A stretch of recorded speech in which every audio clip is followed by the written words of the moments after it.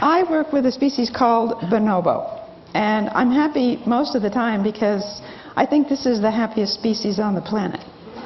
It's kind of a well-kept secret. This species lives only in the Congo, and they're not in too many zoos because of their sexual behavior. Their sexual behavior is too human-like for most of us to be comfortable with. But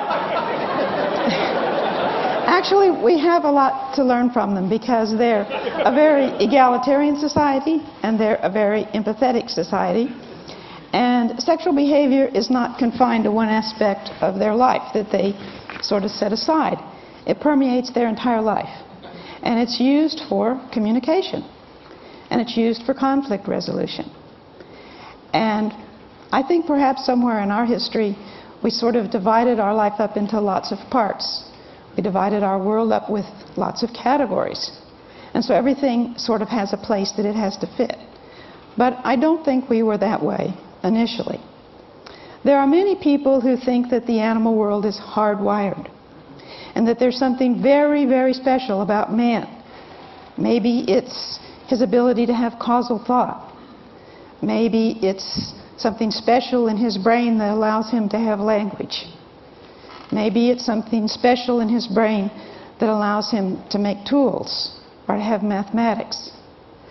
Well, I don't know. There were Tasmanians who were discovered around the 1600s, and they had no fire. They had no stone tools. To our knowledge, they had no music. So when you compare them to the bonobo, the bonobo is a little hairier. He doesn't stand quite as upright, but there are a lot of similarities. And I think that as we look at culture, we kind of come to understand how we got to where we are.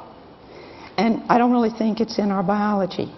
I think we've attributed it to our biology, but I don't really think it's there. So what I want to do now is introduce you to a species called the bonobo. This is Kanzi. He's a bonobo. Right now, he's in a forest in Georgia. His mother originally came from a forest in Africa, and she came to us when she was just at puberty, about 6 or 7 years of age. Now this shows a bonobo on your right and a chimpanzee on your left. Clearly the chimpanzee has a little bit harder time of walking. The bonobo, although shorter than us and their arms still longer, is more upright, just as we are. This shows the bonobo compared to an Australopithecine like Lucy. As you can see, there's not a lot of difference between the way a bonobo walks and the way an early Australopithecine would have walked. As they turn toward us, you'll see that the pelvic area of early Australopithecines is a little flatter and doesn't have to rotate quite so much from side to side. So the gait, the bipedal gait, is a little easier. And now we see all four.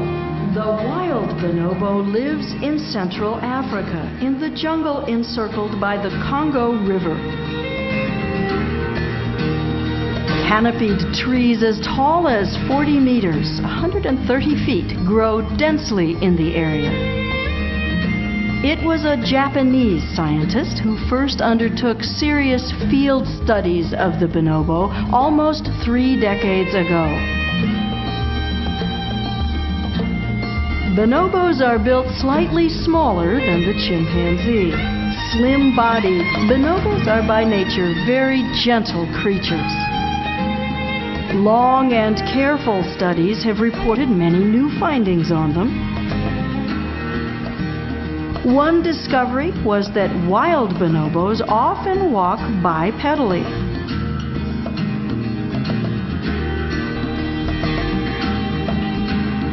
What's more, they are able to walk upright for long distances.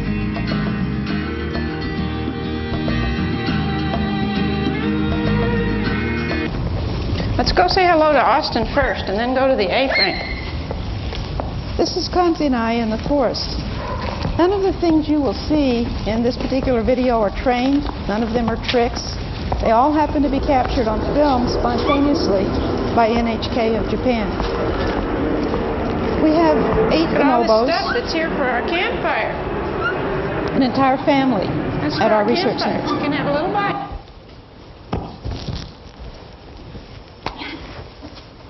I'm going to help get some sticks. Good. We need more sticks too.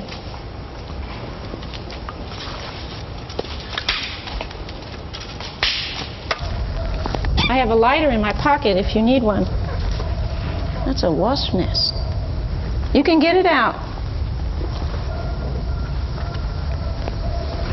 I hope I have a lighter. You can use the lighter to start the fire. So Kanzi's very interested in fire. He doesn't do it yet without a lighter, but I think if he saw someone do it, he might be able to make a fire without a lighter. He's learning about how to keep a fire going. He's learning the uses for a fire just by watching what we do with fire.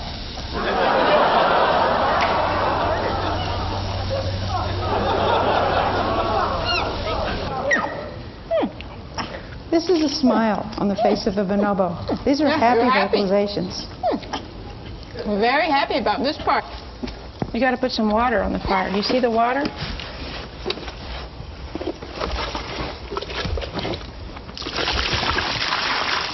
Good job. Forgot to zip up the back half of his backpack. But he likes to carry things from place to place. Austin, I hear you saying, Austin. He talks to other bonobos at the lab long distance, farther than we can hear. Let's do some more sentences. This is his sister. This is her first time to try to drive a golf cart. Yeah, there you go. Put that in. Goodbye. She's got the pedals down, but not the wheel. There's stop. Good idea. Put it forward. She switches from reverse to forward. She holds on to the wheel rather than turns it. Like us, she knows that that individual in the mirror is her. By raising bonobos in a culture that is both bonobo and human, and documenting their development across 2 decades, scientists are exploring how cultural forces may have operated during human evolution. His name is Nyota. It means star in Swahili.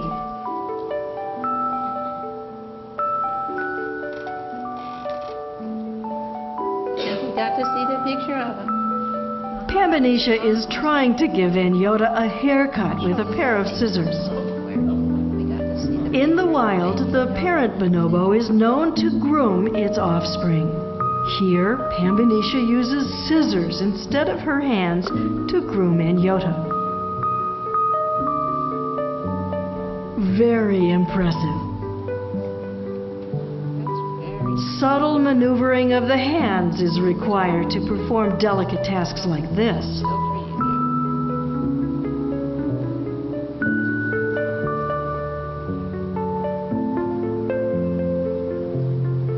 Nyota tries to imitate Pambanisha by using the scissors himself.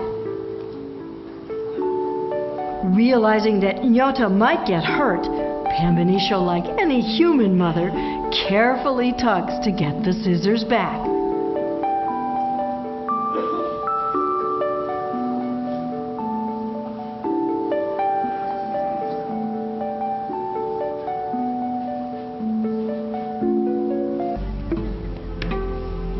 He can now cut through tough animal hide.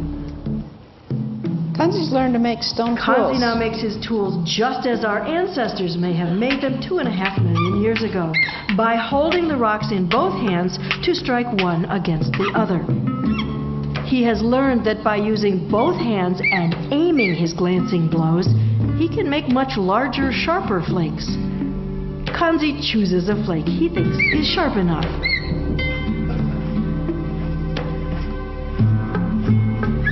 The tough hide is difficult to cut, even with a knife.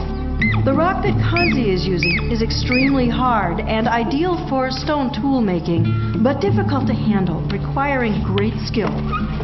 Kanzi's rock is from Gona, Ethiopia, and is identical to that used by our African ancestors 2.5 million years ago. These are the rocks Kanzi used, and these are the flakes he made. The flat, sharp edges are like knife blades. Compare them to the tools our ancestors used. They bear a striking resemblance to Kanzi's.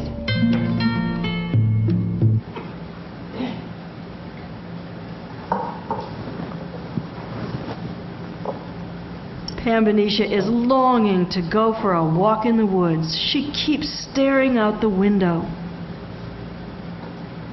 This is going to show something we didn't think they would do. For several days now, Pambanisha has not been outside. I normally talk about Then ape language, Pambanisha does something unexpected. but since I'm advised not to do what I normally do, I haven't told you that these apes have language. It's a geometric She takes language. a piece of chalk and begins writing something on the floor. What is she writing?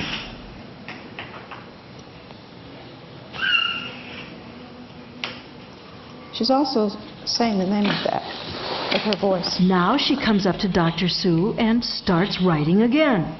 These are her symbols on her keyboard. They speak when she touches them. Pambanisha is communicating to Dr. Sue where she wants to go. A frame represents a hut in the woods. Compare the chalk writing with the lexigram on the keyboard.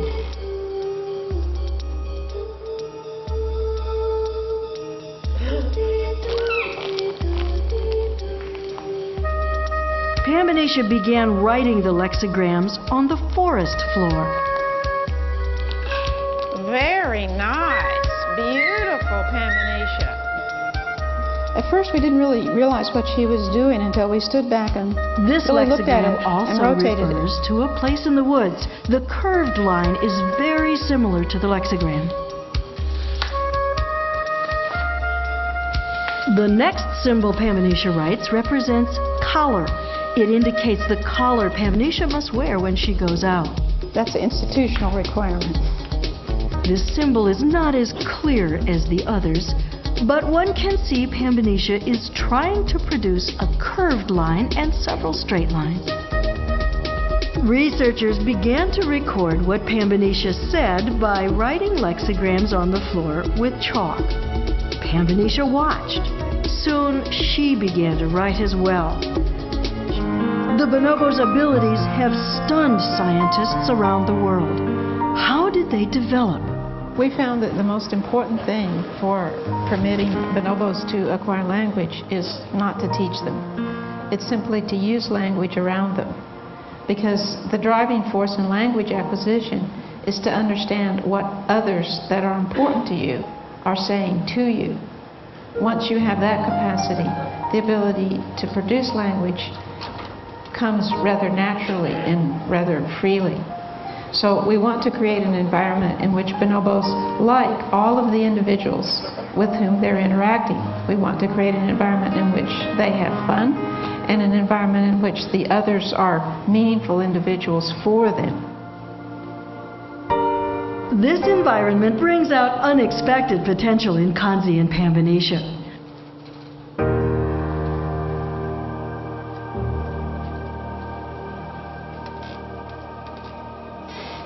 Pambanisha is enjoying playing her harmonica until Anyota, now 1 year old, steals it. Then he peers eagerly into his mother's mouth. Is he looking for where the sound came from? Dr. Sue thinks it's important to allow such curiosity to flourish.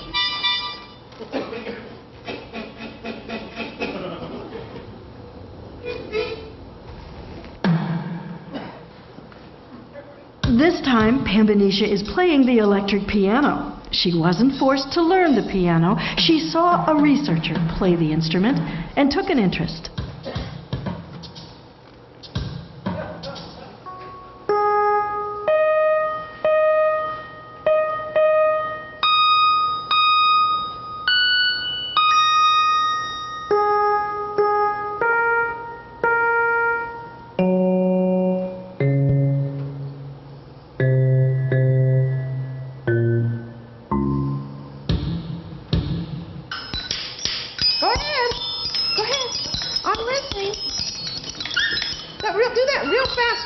you did. Yeah, that part. Kanzi plays the xylophone. Using both hands, he enthusiastically accompanies Dr. Sue's singing. Kanzi and Pambanisha are stimulated by this fun-filled environment, which promotes the emergence of these cultural capabilities.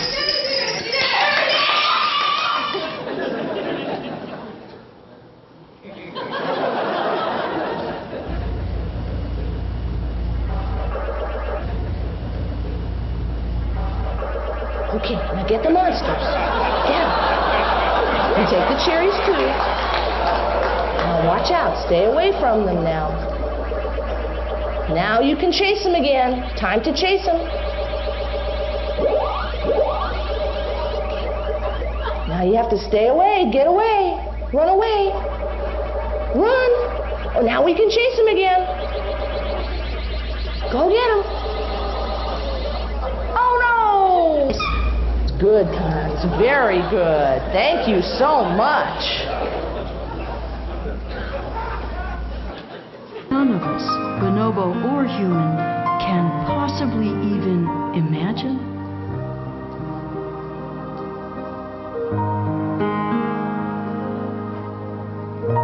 So we have a bi-species environment. We call it a pan-homoculture. We're learning how to become like them. We're learning how to communicate with them in really high-pitched tones. We're learning that they probably have a language in the wild. And they're learning to become like us. Because we believe that it's not biology, it's culture. So we're sharing tools and technology and language with another species. Thank you.